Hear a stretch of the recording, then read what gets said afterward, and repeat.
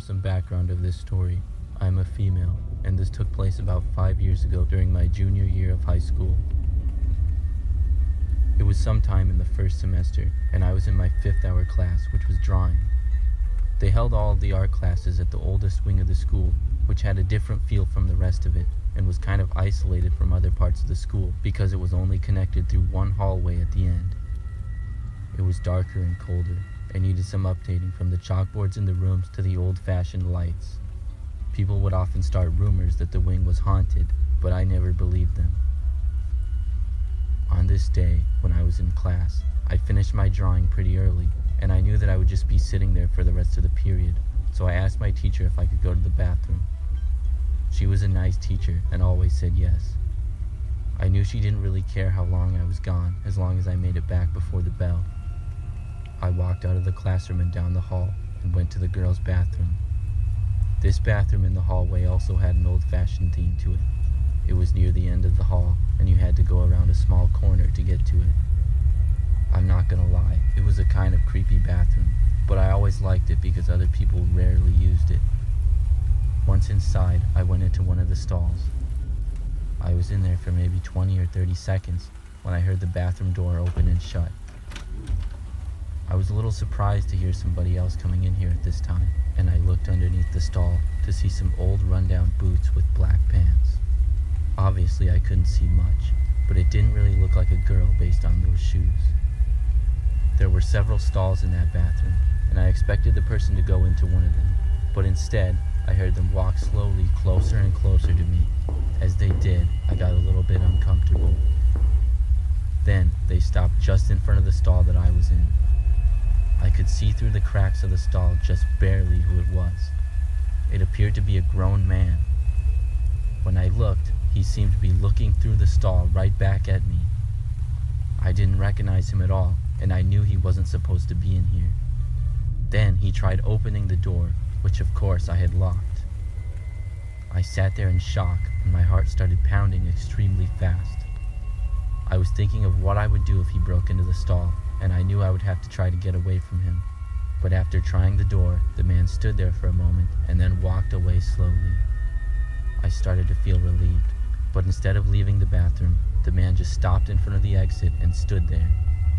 I could see his shoes on the floor, just standing in front of the exit, blocking the doorway. I waited for a few moments, hoping he would leave, but he just remained standing there next to the door.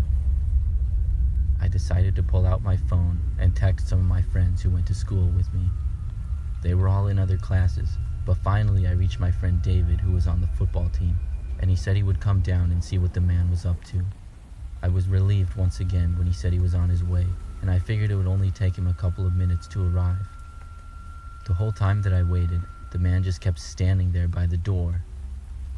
Just then, out of nowhere, all of the lights in the bathroom went off. It went completely dark in there, and I couldn't see a thing. I started to panic and braced myself for the man possibly trying to open the stall door again. Finally, at last, I heard the door open and heard the voice of my friend David. He said my name, and then he turned the lights back on. I heard some commotion, and I opened the stall door. I saw David leaving the bathroom behind the man. The man ended up running out of the school through an exit which was nearby. I saw David run to the exit and go outside, but he came back in shortly after and said that when he got outside, he didn't see anybody at all.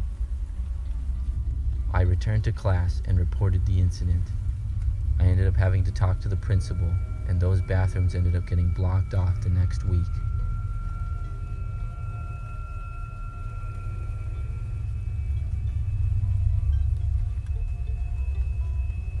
In May of 2018, I was a senior in high school. It was getting towards the end of the school year, and some of us seniors planned out a senior prank. We'd made a group chat with a few of us and planned to fill the senior hallway with red Solo cups. It was a pretty innocent prank. The plan was for me and my friends Tony and Derek to be the ones to set it up. We knew of the perfect time to do it, which would be late at night when nobody else was at the school. The three of us met at the school at about midnight. Tony knew of a back window that didn't close properly, and we were able to sneak through it and into a classroom. We then walked to the senior hallway. Our school was not all that big, and it didn't take us long to get there at all. Tony and I had backpacks filled with cups as well as an additional bag. It was strange to be in our high school so late at night. It was so empty that it had an eerie feeling. We took the cups and began setting them up. We knew it was going to take some time, but with the three of us, it actually went by pretty quickly. When we had completed about 15 to 20 feet of the hallway, we started to hear a noise coming from around the corner of the senior hall. Because we had the cups set up, we couldn't walk past them to see what the noise was, but we didn't really want to either. Nobody was supposed to be in the school at this hour, but we thought maybe a janitor was working really late for some reason. When we heard the noise, we ran and hid behind a nearby wall. We considered just leaving, but we didn't hear the noises for a while, and the other seniors were counting on us to complete this prank, so we decided to take the risk and go back to work. We kept going and didn't hear any more noises until just when we were about to finish. It was the clear sound of footsteps coming from the same spot as before. We were glad to be done and wanted to leave, but before heading out, we paused and looked over to where the noise was. Then we saw a man appear. He was short and was wearing a black sweatshirt and appeared to be in his late 20s. He just stood there staring at us with a blank look on his face. We knew he definitely did not work at the school, and the three of us decided to take off for the exit. We were able to quickly leave the school and ran all the way back to our cars. The next day when we showed up to school, all of the red Solo cups were messed up and scattered across the hallways. We didn't tell anybody about the man that we had seen because we didn't want the school to know we had done the prank, especially after how it turned out. I assumed that the man left the school because we never heard anything more about it, but I still wonder sometimes what he was doing in there.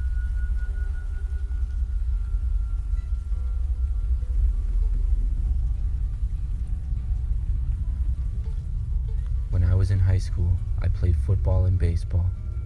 During the wintertime, I would be in before-school weightlifting. This particular story took place my sophomore year. One day, my mom dropped me off early at about 6 o'clock in the morning. Our lifting went from 6:30 to 7:30, so it was a very early day for me. I went in the entrance that I always did, which was on the east side of the school. It was the easiest for my mom to just drive up and drop me off at. It also happened to be the complete opposite end of the school from where the gym was, so when I walked to lifting, it would always be very quiet. On this day, however, when I passed by the social studies hallway, I noticed that the teacher's lounge light was on, and I could see right in. That was rare because the lounges had blinds that were almost always down, and I had never really seen into one. It got my attention, so I walked over to the window and looked inside. I saw a few couches and a microwave. Typical stuff, but then I saw a man in there. He wasn't a teacher from our school though. He was facing a bookshelf and appeared to be looking through the books, but by the way he was dressed and the looks of him, he didn't seem to be a teacher or a high school worker. He was wearing just a t-shirt and jeans and didn't look very well put together. Still, I was tired and figured he must work for the school or something, and I went on with my walk to lifting. After weightlifting, I went to my daily classes, and it was a pretty normal day. That is until second hour, when out of nowhere, we got an announcement over the school intercom that we were on a lockdown. I was in English class, and the teacher locked the door and told us all to remain seated. None of us knew what was going on, and we all asked a lot of questions, but couldn't get a clear answer. Things grew very quiet, and I could tell by the look on my teacher, Mrs. Anderson's face, that it was serious. She ended up turning off the lights in our classroom. There was only about 15 kids in my class, and probably 400 in the whole school, so we knew this had to be fairly serious. We remained seated and were completely silent for what felt like a long time. At one point, we saw the silhouette of a man walk in front of our door, but couldn't tell who he was, and then he walked away. We heard some shouting only a couple of minutes later, and after about 20 more minutes, the lockdown was finally lifted. I later came to find out that the man that I had seen in the teacher's lounge was a former student who had graduated about 10 years prior. He was high on drugs and angry at one of the social studies teachers for some reason. He had hid under a couch in the teacher's lounge until the teacher came in and he attacked him. He then ran out into the halls, causing the lockdown, but was caught by police shortly after. I felt bad that I hadn't reported the man earlier, and I told the principal my story. She said that it wasn't my fault, and the teacher who was attacked was just fine and had no serious injuries.